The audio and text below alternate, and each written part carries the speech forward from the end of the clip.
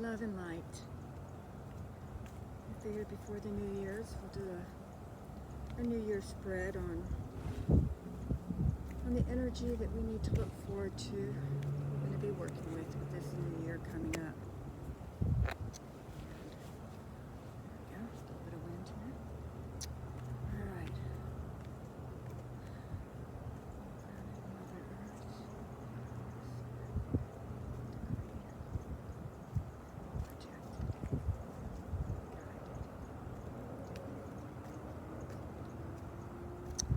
Alright, so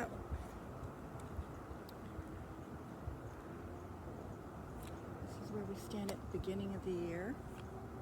This is the challenges that we need to go through. Let's see, let me move these cards over here out of the way. So, card of the year, the challenges that we need to go through.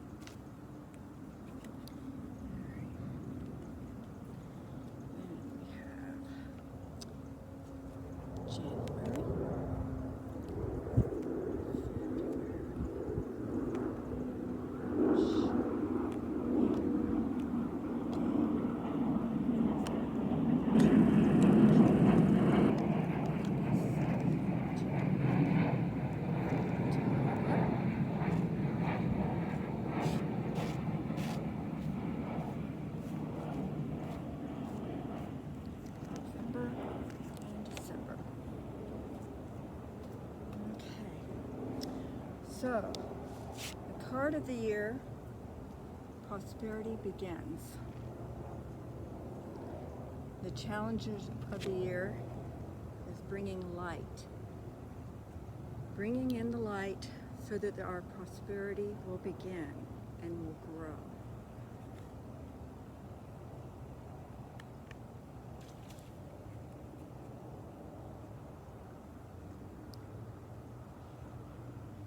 So we're planting all the things that we want to come to pass this next year. Our challenge is to spread the light, to help others become aware, and to join in bringing about that prosperity. Okay, January. Oh. Discontent and boredom. January, I don't know about boredom, but I could see that discontent. And probably boredom for those who, they pretty much have given up. And sadly, there are quite a few of those. But that is the energy that so far we see in January. But come February, we have the Destiny card. So things are going to start moving a lot more positive. We're going to see where things are starting to head towards.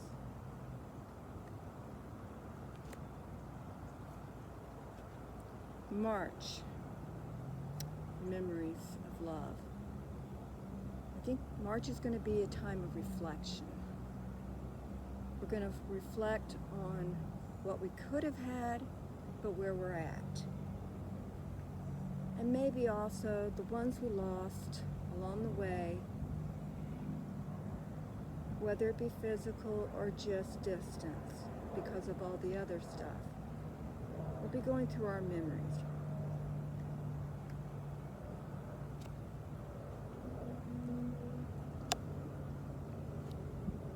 New beginnings. Now, I have been getting some drastic energy, major energy in March and April. And I think that's when politically we're going to see things we've never seen before in America. That would explain the memories of love in March. And new beginnings come April.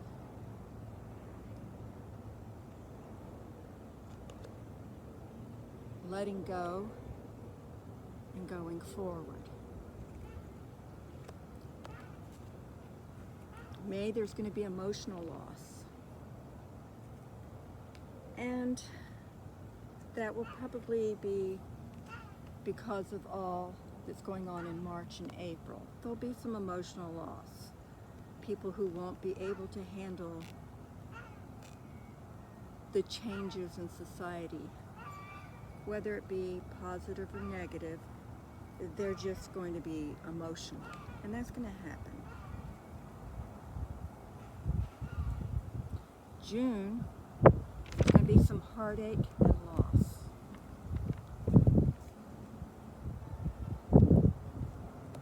But it's going to be followed with wisdom. So there's going to be some battles lost, but the wisdom that's going to come out of it is really going to help us grow.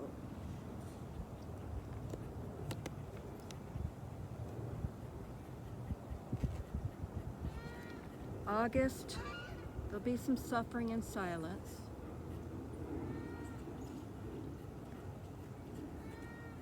Which will bring about partnerships and alliances.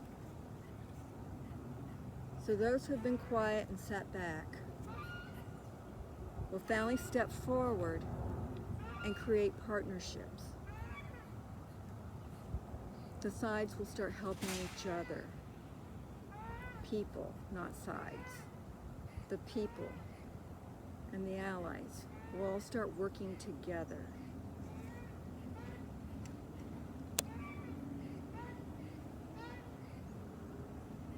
Come October, movement, choices, and decisions, because, well, coming to the end of the year, and through all the stuff that we're going to be going through from the beginning of the year till this time, October, there's going to be a lot of movement.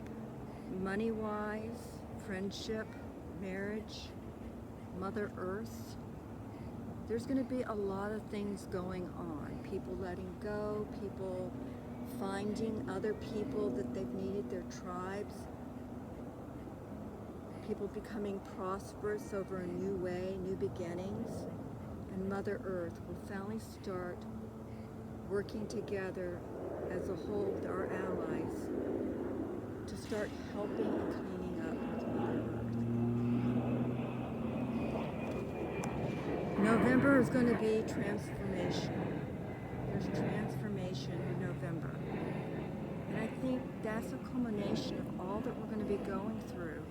The suffering, the knowledge, the loss, new beginnings, choices. And come December, passion ignited. We're going to become whole again. People are going to start finding harmony. Families are going to start getting back together. Truths will be revealed. Which brings us back to the beginning for the whole year. Prosperity with the challenge of light. We have to bring in the light. There has to be love and light. It's the only way to get rid of the darkness and to bring in the harmony. I hope this finds you well, and I hope this makes sense.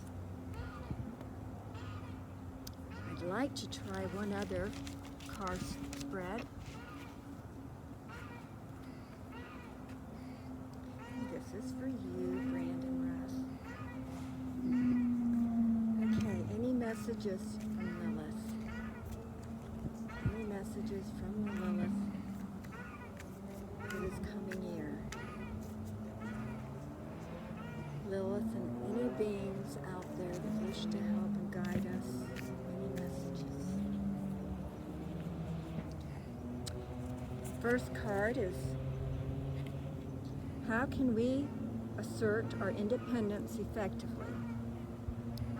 By unfurling back to love our heart chakra. Second one is, how can we become more creative in our lives? Through the freedom of expression, being allowed to be who we are, accepting each other for who we are, will bring about more creativity in our lives.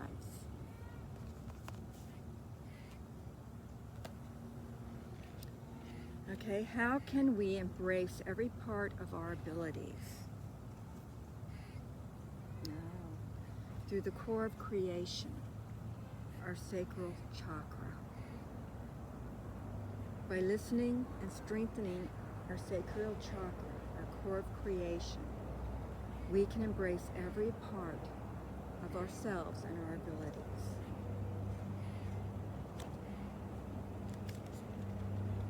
How can we liberate ourselves from our oppression, and how we oppress ourselves and hold ourselves back, and how society holds us back and oppresses those that are different. Vulnerability. We have to acknowledge our vulnerability. Acknowledge it and work through it. Accept it and work through it.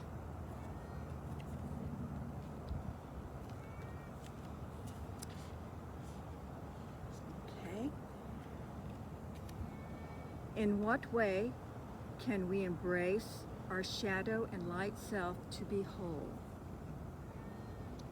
Through harmonic flight.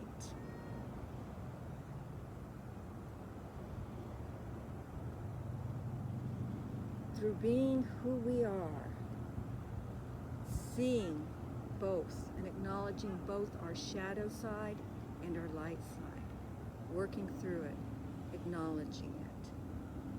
Also allowing others to work through their shadow and their light. And finally, what message does Lilith have for us? Gracious receptivity. We have to be willing to receive. There's pleasure in giving, but if there's pleasure in giving, there has to be pleasure in receiving. To deny a gift given freely takes away the pleasure of giving. So graciously receive is the message that Lilith has for us.